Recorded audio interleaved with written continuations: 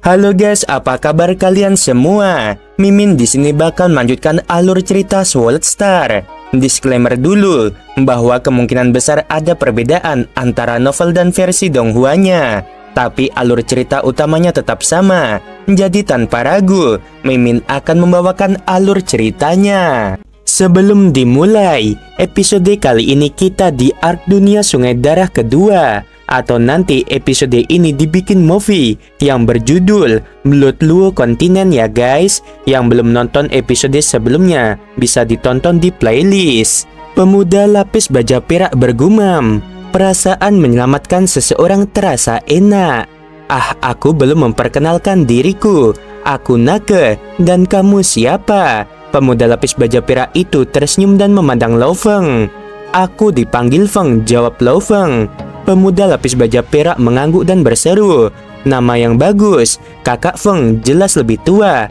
Aku akan memanggilmu kakak. Ketika kami kembali ke kota Swallow Moon, jika aku punya waktu, aku akan mengajakmu berkeliling. Bagaimanapun, aku dibesarkan di kota itu. Lo Feng tersenyum dan mengangguk. Menurut informasi, di dunia Sungai Darah, kekuatan penduduk asli dipisahkan menjadi level tanah, level langit, level awan, level domain, level dunia, dan semangat abadi. Ini sebenarnya bertepatan dengan tingkat penjelajah bintang, tingkat bintang, universe, penguasa domain, penguasa sektor, dan undying. Dan kota-kota dunia Sungai Darah sebagian besar dipisahkan menjadi kota-kota teritorial atau kota-kota dunia. Kota teritorial adalah inti dari suatu wilayah. Setiap pemimpin wilayah ini jelas merupakan level domain atau penguasa domain. Kota-kota dunia adalah inti dari dunia, dan para pemimpinnya jelas adalah penguasa sektor. Di dunia Sungai Darah yang luas, setiap kota di dunia memiliki diameter ratusan juta kilometer atau bahkan miliaran kilometer. Populasi berkisar triliunan atau lebih. Di dunia Sungai Darah ada lebih dari 10 juta kota dunia. Di atas kota-kota dunia ini bahkan ada istana abadi. Istana abadi berada di peringkat tertinggi. Sepertinya tempat yang aku datangi adalah milik wilayah kota Swallow Moon. Pemimpin kotanya kemungkinan adalah penguasa domain. Aku membutuhkan kristal Sungai Darah, namun informasi yang diberikan oleh perusahaan tidak pernah menjelaskan apapun tentang kristal tersebut. Dunia Sungai Darah telah lama memiliki sistem kata mereka sendiri. Begitu aku memasuki kota, harusnya ada beberapa buku di kota yang dapat aku beli. Aku akan mencari tahu detail kristal melalui buku-buku itu. Saat Nake mengobrol dengan Lo Feng, Paman Guntur dan penjaga lainnya, semua menatap keduanya. Anak kecil bodoh ini pasti sangat beruntung memiliki kelompok kita yang melindunginya. Tuan muda terlalu baik. Jika itu aku tidak akan mau menolongnya. Para penjaga mengobrol di belakang. Paman Guntur yang tinggi dan kokoh memerintahkan mereka untuk diam. Sekelompok penjaga segera berhenti. Hati-hati, meskipun kita sudah dalam perjalanan kembali, masih ada ribuan kilometer lagi. Biasanya ada bandit. Kapten, dengan bersamamu, bandit kecil mana yang berani mendekati kita? Suara ledakan terdengar. Paman Guntur menatap kelompok pemuda dan berkata dengan serius, Tuan, keluargaku dan keluarga Yu memiliki beberapa koneksi dan hubungan.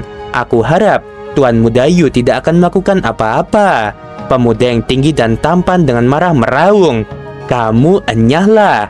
Yufang, kamu diam, kata Nake. Nake, bukankah kamu sudah memahami situasinya? Di luar kota, ayahmu tidak bisa datang menyelamatkan dirimu. Otot-otot di wajah pemuda itu berkedut, dan matanya menyerupai ular berbisa yang menatap dingin. Aku belum lupa bagaimana kamu mempermalukanku setengah tahun yang lalu.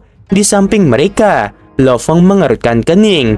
Pihak musuh jelas lebih unggul. Kelompok besar di belakang Yufang ini hanya terdiri dari 10 bawahannya saja. Ada 1 bintang level 9 dan 9 bintang level 7 atau 8. Dan di sisi Nake, prajurit terkuat Nake yaitu Paman Guntur hanya level bintang 6 atau 7. Kami dalam masalah besar. Paman Guntur yang tinggi dan kokoh khawatir. Para prajurit dalam tim ini memiliki sekitar setengah kekuatan dari musuh. Kapten, apa yang harus kita lakukan? Kapten, di belakang Tuan Muda Yu ada prajurit Dripping Blood Blade. yang merupakan salah satu dari 3 terkuat dari keluarga mereka. Dia adalah prajurit puncak tingkat langit. Hanya dia saja akan cukup untuk membinasakan kita.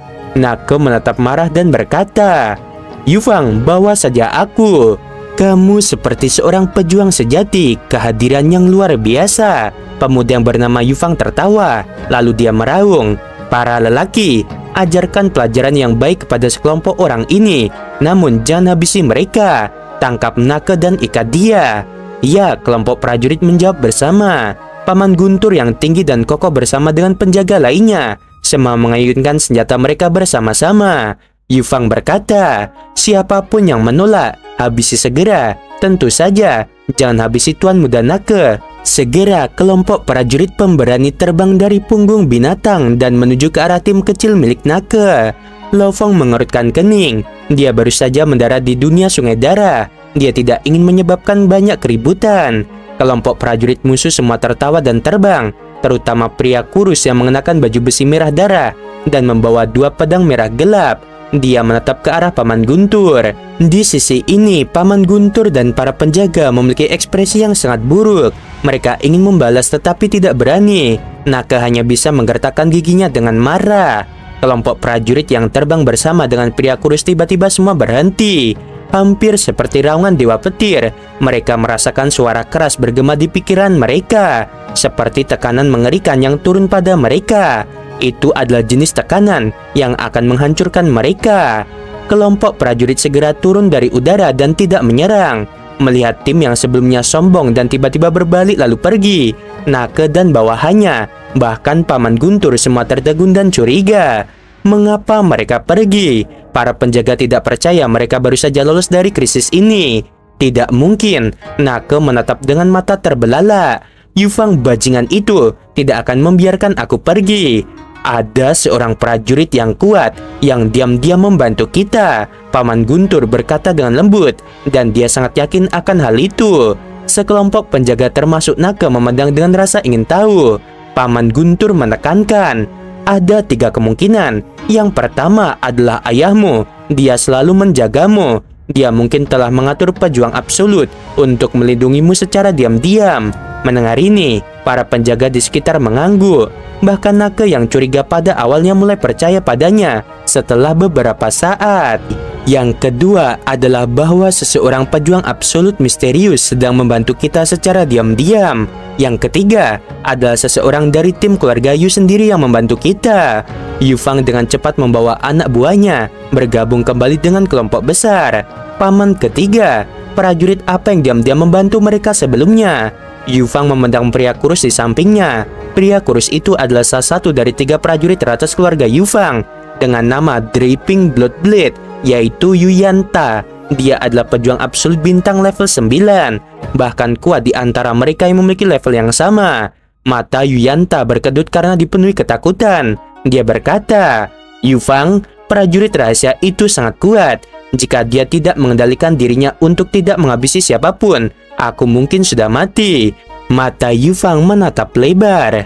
Apakah orang itu level awan? Yufang menggelengkan kepalanya. Bahkan level awan pun tidak akan sekuat itu. Yuyanta mengatakan, aku memperkirakan prajurit rahasia itu di tingkat domain. Kendali atas tekanannya sangat tepat dan terkontrol. Dia cukup kuat bahkan di antara tingkat domain. Yufang menjadi lebih tertegun. Pemimpin kota Swallowed Moon adalah tingkat domain atau penguasa domain ya guys. Mimin minta fokus sama ranah yang tadi di awal dah disebutin ya. Soalnya di dunia darah ini beda penyebutannya. Oke, kita lanjut. Pada level ini, dia sudah menjadi makhluk absolut dalam wilayah Swallowed Moon. Tidak ada keluarga yang bisa mengacaukannya. Bajingan Nake, bagaimana dia menemukan makhluk yang begitu kuat untuk melindunginya? Yufang tidak bisa mempercayainya. Paman, kita punya masalah untuk dilaporkan, kata Yuyanta. Paman, ketika kami pergi untuk memberi pelajaran pada Nake, kami menemukan satu hal. Ada prajurit tingkat domain yang menakutkan di belakang Nake. Suara tua tegas tiba-tiba tergagap. Apa yang kamu bicarakan? Apakah kamu melakukan kesalahan? 99% yakin, karena hanya dengan menggunakan tekanan kesadaran membuat kita semua bisa hancur dan tidak bisa menolak. Hanya level domain yang bisa melakukan hal itu. Yuyanta melapor dengan hormat. "Siapa itu?" Suara tua itu bertanya dengan gugup. Tingkat domain dapat sepenuhnya mengubah hierarki daya dalam suatu wilayah. Jika itu adalah level domain yang kuat, maka dia bahkan bisa menyingkirkan pemimpin saat ini dan mendapatkan pengakuan dari Istana Dewa. Pada saat itu, ia dapat segera menjadi pemimpin kota yang baru. Tidak jelas, mungkin dia bersembunyi di dalam timnya, atau dia berada di suatu tempat yang tidak bisa kita lihat. Dia jauh lebih kuat dari kita. Karena itu, aku tidak bisa memastikan, kata Yuyanta. Kita harus menyelesaikan masalah ini dengan sangat jelas ketika kita kembali. Tapi pertama mari kita kembali ke kota. Sekitar 800 km di luar kota Swarthmount, jalan luas menembus gunung besar. Gunung ini terbelah dua, membentuk ngarai. Sepertinya ngarai yang cukup normal. Pada saat ini ada total 13 orang. Mereka semua mengenakan baju besi. Mereka membawa satu atau dua kapak. "Kakak, mereka sudah tiba. Tim keluarga Yu ada di sini." 13 siluet melesat dari puncak seperti peluru yang menembak dengan keras ke bawah. Ketika 13 siluet turun dengan cepat, mereka segera membangkitkan perhatian tim besar yang terbang. Pemimpin tim adalah seorang laki tua dengan janggut hitam. Dia mengangkat tangan kanannya dan meraung. Di garis depan tim, pria tua di samping Yuyanta menjadi pucat. Mengapa mereka datang? Ini tidak mungkin. Di dalam wilayah Swarthmount ada beberapa kelompok kuat. Misalnya, kelompok 13 kapak ini terdiri dari 13 prajurit kuat. Ada 3 level awan dan 10 tingkat langit puncak. Mimin ingetin lagi, awan itu ranah universe, langit itu ranah bintang ya guys, biar kagak mumet aja. Oke, kita lanjut. Keluarga besar Yu terkejut. "Serahkan baju besi dari reruntuhan kuno, kami akan mengampuni kalian." Yanta cepat pergi ke tempat keluarga Nake itu. Jika level domain itu ada di sana, keluarga Yu kami masih memiliki harapan. Pria tua berjanggut hitam itu meraung dan berkomunikasi dengan mereka. "Baik paman," kata Yuyanta. Ketika 100 orang tim keluarga Yu melarikan diri dengan gila, pemimpin 13 kapak berteriak, "Habisi semuanya. Jangan biarkan satu pun lolos." Senjata kapak terbang menutupi langit dan menembak ke segala arah. Sejumlah besar prajurit yang melarikan diri semua segera menjadi gila karena kawan-kawan di sekeliling mereka. Kepalanya diiris oleh kapak terbang. Darah segar memuntah di mana-mana dengan kepala jatuh. Dalam sekejap, seluruh ngarai itu berwarna merah. Hampir seperti pemandangan mimpi buruk. Kelompok besar telah dibantai habis-habisan. Seluruh keluarga Yu di ngarai memiliki kurang dari 20 orang yang tersisa. Pria tua berjanggut hitam itu lumpuh di tanah. Wajahnya berlumuran darah dan matanya terbelalak. Sebuah senjata kapak terbang setipis sayap jangkrik, meninggalkan siluet menyilaukan di udara, dan kemudian menembus kepala pria berjanggut tua itu. Bajingan tua ini memiliki gelang ruang, namun dia tidak memiliki baju besi yang kita inginkan. Dari anggota 13 kapak, 2 orang dengan cepat memeriksa tubuh-tubuh. Di antara mereka hanya menemukan 1 cincin ruang, namun tidak ada item yang mereka inginkan. Orang-orang yang melarikan diri adalah yang paling penting. 10 orang itu melarikan diri dari ngarai. Keduanya menjadi seberkas cahaya dan dengan cepat menyusul kerumunan. Di jalan yang lebar, sekitar 10 orang melarikan diri sekuat tenaga. Wajah mereka dipenuhi rasa takut, terutama Tuan Muda Yufang. Wajahnya pucat, dia sangat gugup dan berkomunikasi dengan khawatir. "Paman ketiga, bawa aku dan lari, bawa aku bersamamu." Namun Yuyanta telah lama melarikan diri, tidak peduli tentang Yufang. Di kejauhan 2 orang mengejar. Tawanya bergema keras di telinga mereka yang melarikan diri. Yufang melolong ketakutan, namun tubuhnya sepertinya dihantam oleh senjata pembunuh yang tak terhitung jumlahnya. Sebelum mati, Yufang menatap dengan mata terbelalak. Dia berharap bahwa dia akan dapat mencapai tim Nake. Setidaknya, dengan berada di sana, dia memiliki peluang untuk bertahan hidup. Namun sayang sekali kecepatannya terlalu lambat. Akhirnya, dia meninggoy.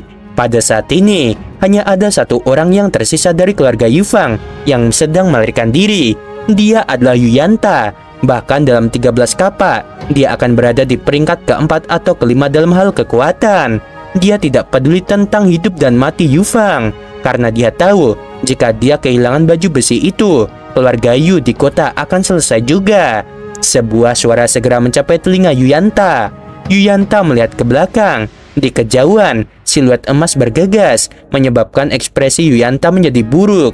Di antara 13 kapak, nomor 3 dan 7 adalah yang paling tidak ingin dia temui, karena nomor 3 ini adalah level awan atau universe. Nomor 7 lainnya dia masih memiliki cukup kepercayaan diri untuk mengalahkannya.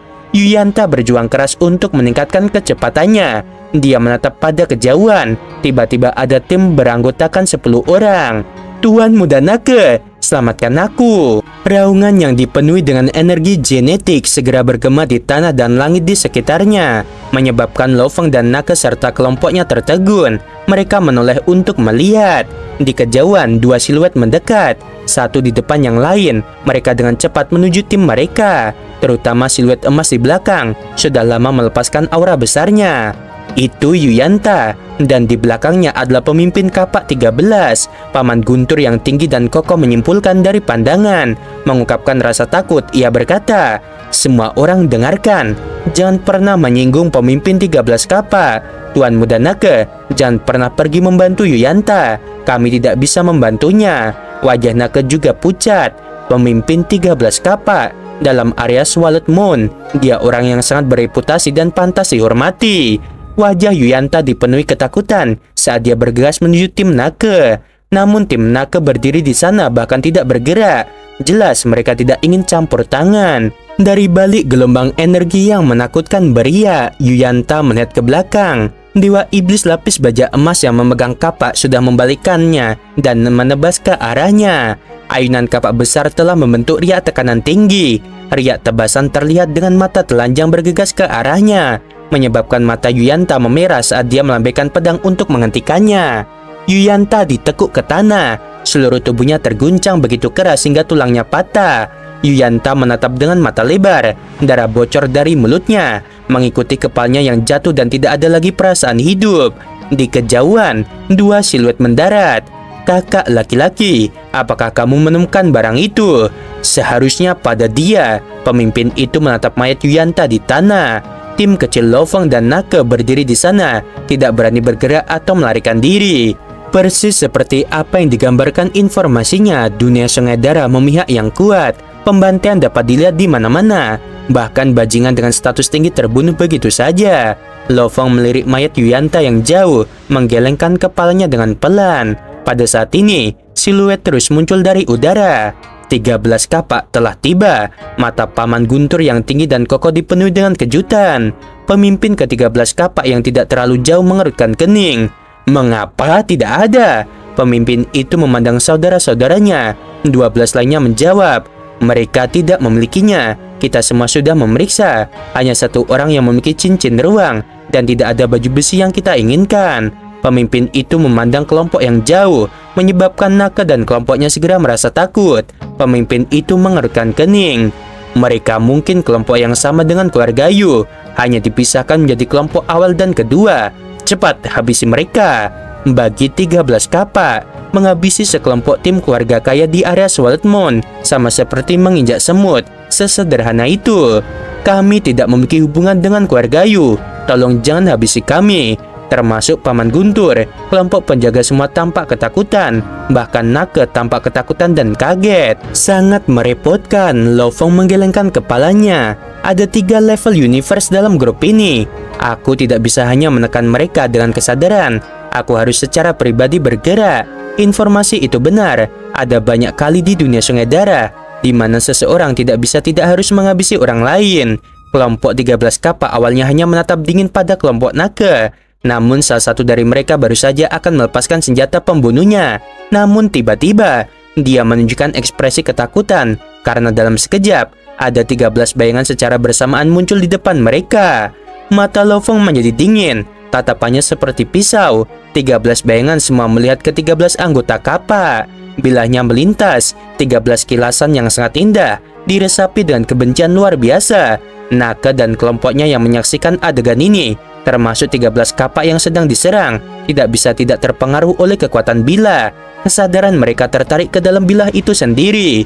13 kilatan bilah seperti pisau bedah. 13 prajurit berdiri di sana tidak bergerak.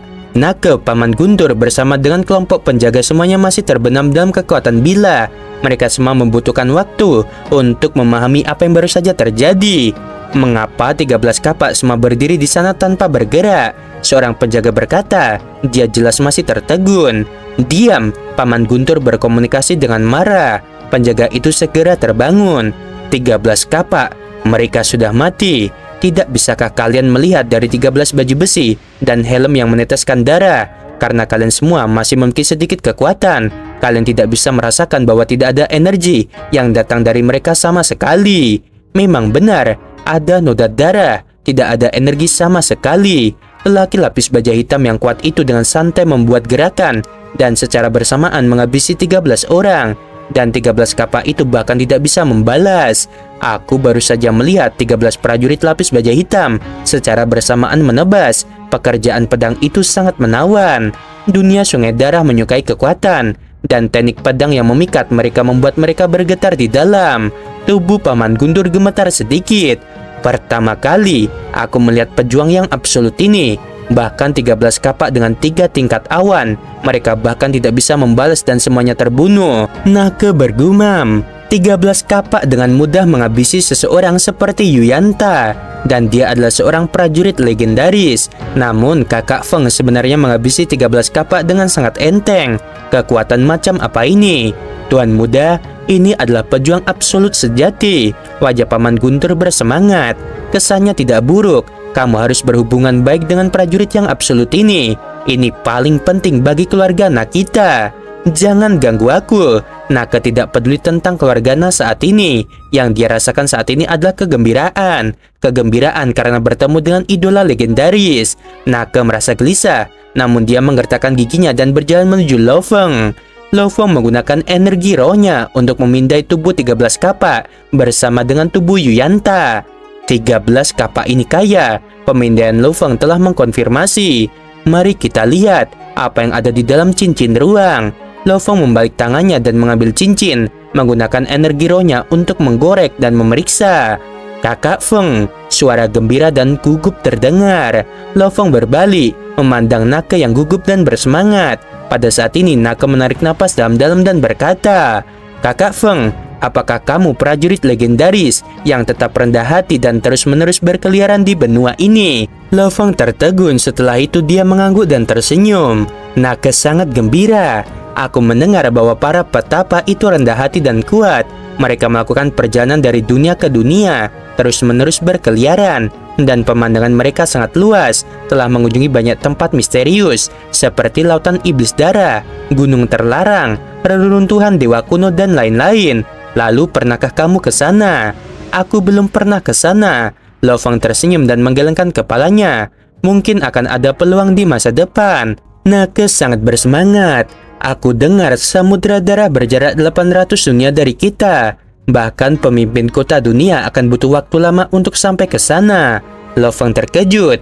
Jarak dunia penduduk asli dari benua Sungai Darah, yaitu mengacu pada wilayah dunia. Setiap wilayah dunia mencapai 100 juta kilometer atau bahkan miliaran. Tim Lo Feng dan Nake berjalan menuju kota yang jauh dan luas. Dia berjalan sambil memeriksa barang-barang yang ditinggalkan oleh 13 kapak. Lo Feng memiliki beberapa kejutan yang tidak terduga. Sebenarnya, ada begitu banyak mata uang. Dengan ini, itu akan jauh lebih nyaman. Lo Feng tidak terlalu bersemangat tentang uang itu. Yang benar-benar membuatnya senang adalah sebenarnya ada begitu banyak buku. Kebanyakan dari mereka adalah metode pelatihan dan sebagainya. Tetapi ada jumlah buku yang dengan pengetahuan umum dan informasi tentang menjelajahi benua, mirip dengan ensiklopedia. Pelatihan dunia Sungai Darah bahkan tidak bisa dibandingkan dengan cara apapun dengan tanah suci pelatihan kota kekacauan primal. Lo Feng mengambil satu buku secara acak. Di atasnya ada 3 kata, Kristal Sungai Darah. Sebelumnya, aku masih khawatir tidak mengetahui informasi tentang kristal. Namun saat ini aku memiliki buku yang menjelaskan secara terperinci. Lo Feng sangat senang. Uang itu tidak berarti banyak baginya. Dia berjalan sambil menggunakan energi rohnya untuk memindai buku dan dengan cepat membacanya dan memahami informasi rinci tentang kristal darah. Kristal Sungai Darah, permata di seluruh benua. itu memiliki energi misterius yang tak tertandingi. Itu adalah harta yang diberikan benua oleh para dewa.